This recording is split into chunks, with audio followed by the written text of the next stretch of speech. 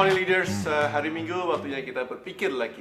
Nah, kali ini saya akan angkat topik, tapi ini cepat sekali ya. I think kita perlu latihan, cepat sekali memutuskan untuk latihan karena ini penting dalam bisnis, yaitu Coach, gimana, ini pertanyaan yang sering saya dapat dari klien-klien kami. Coach, gimana caranya melatih otak kita supaya kita bisa menemukan solusi di dalam bisnis, atau bukan solusinya tapi ide-ide di dalam bisnis yang cukup variasi sehingga kita tidak terjebak ke ide yang itu-itu saja.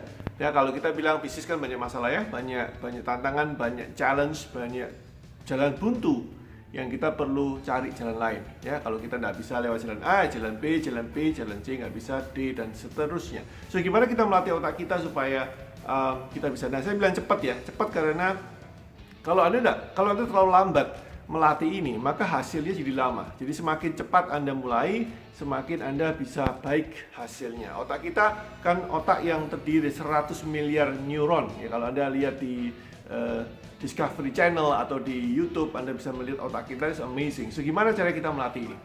Ini pribadi saya ya, yang saya lakukan, melatih supaya saya bisa mendapatkan banyak solusi untuk saya sendiri maupun untuk klien-klien kami. Yang pertama adalah eksplorasi. Ya, cara otak yang paling menarik buat saya adalah eksplorasi. Jadi artinya apa? Anda melihat sesuatu yang lain yang gak ada hubungan dengan main bisnis Anda, kemudian Anda mulai menikmati atau mulai mendalami apa yang Anda lihat, kemudian Anda ambil hikmahnya. Contoh. Saya suka sekali lihat olahraga atau pertandingan olahraga snooker. Snooker meja biliar yang Inggris itu ya, yang panjang itu ya, yang lebih besar dari meja biliar yang standar.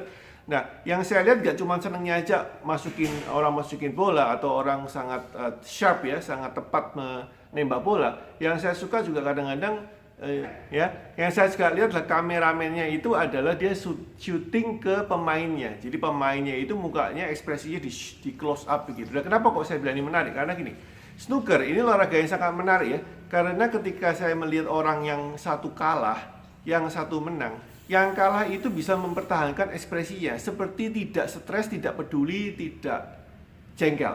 Jadi benar-benar pinter banget mereka, bisa tenang sekali ya. Yang profesional ya tentunya ya, itu benar-benar buat saya keren banget. Padahal itu jelas-jelas di depan publik angkanya kalah dan pasti akan kalah. Ya, dia bisa melihat, saya bisa melihat ekspresi. Nah, di dalam otak saya bilang, apa yang bisa saya latih untuk membuat diri saya menjadi setenang itu ketika menghadapi masalah.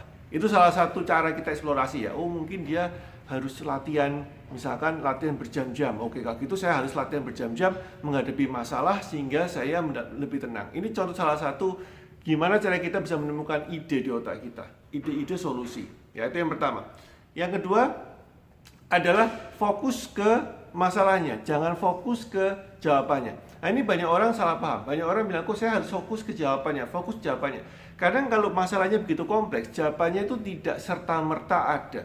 Ya, jadi jawabannya tidak serta-merta ada, kita harus sleep over it. Jadi kita harus membiarkan masalah itu mateng di otak kita. Ini bahasa saya. Jadi otak kita itu seperti tempat penanak nasi gitu ya. Jadi masalahnya dibiarkan di dalam sampai dia itu matang.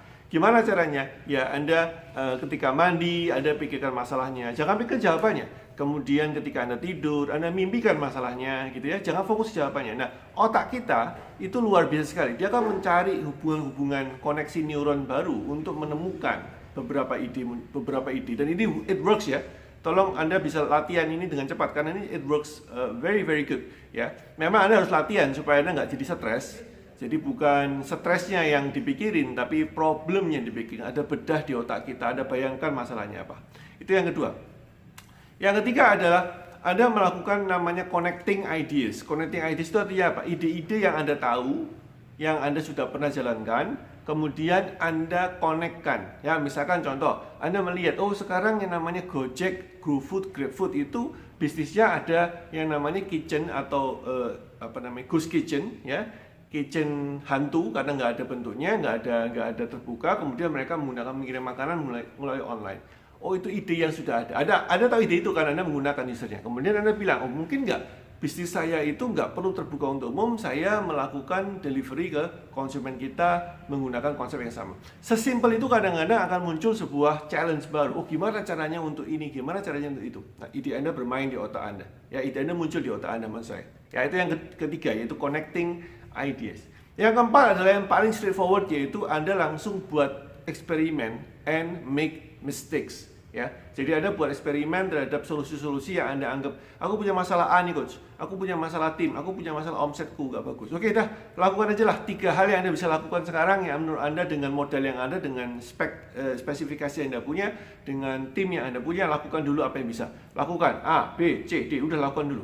Waduh coach ini gagal, pelajarin kegagalannya kenapa. Ide apa yang muncul dari kegagalan itu. Nah, kadang dengan melakukan sesuatu yang salah, kita menemukan sebuah hal baru, pembelajaran baru maksud saya, yang Anda bisa ambil hikmahnya. So, in every mistakes, itu ada wisdomnya.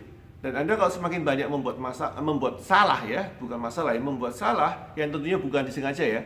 Kalau disengaja kan berarti kan memang eksperimen atau ya, buat saya kengangguran gitu ya. Kalau Anda memang tidak sengaja, Anda ambil hikmahnya, dan you get more wisdom ya, Anda dapat pencerahan atau insight baru lebih banyak. Itu yang keempat ya, make mistakes. Yang kelima adalah Anda bongkar, Anda nostalgia ide-ide lama Anda, breakthrough yang Anda buat selama 5-10 tahun yang lalu. Itu kenapa kok saya sarankan Anda punya namanya note ya, note keberhasilan atau note catatan di kertas apa di handphone apa di buku. Kalau zaman dulu ada diary-nya yang akan mencatat keberhasilan Anda di masa lampau apa. Kemudian Anda ceritakan kepada tim Anda, atau kalau Anda eksekutif, Anda ceritakan kepada shareholders Anda atau kepada bos Anda pengalaman masa lalu yang berhasil. Kemudian dengan cerita seperti ini, tapi harus diceritakan ya, jangan cuma didiamkan aja. You have to speak it up, harus keluarkan. Kemudian otak Anda itu akan semacam kayak remind Anda sendiri, ini ada ide baru, ada ide bagus yang dulu pernah jalan. Coba ini saja di dalam kondisi seperti ini. Ya, jadi sharing old ideas ke teman, ke eksekutif, ke bosnya, bos ke anak buah dan seterusnya, atau kalau Anda punya asosiasi, sharing old ideas ini akan membuat otak Anda bekerja amazing ya, dan Anda menemukan ide ya baru. Ada 5 hal ya guys yang saya lakukan pribadi, dan buat saya ini menarik sekali untuk Anda bisa ikutin, tapi segera cepat lakukan ini karena apa? Otak kita butuh waktu. Ya, terutama kalau Anda menggunakan yang kedua ya, jadi dibuat masalahnya itu matang di otak kita. Kalau Anda semakin menunda ini, semakin lama solusinya keluar. Jadi cepat segera lakukan supaya otak Anda bisa bekerja for you. Semoga bermanfaat. Happy thinking guys. See you tomorrow. Bye bye.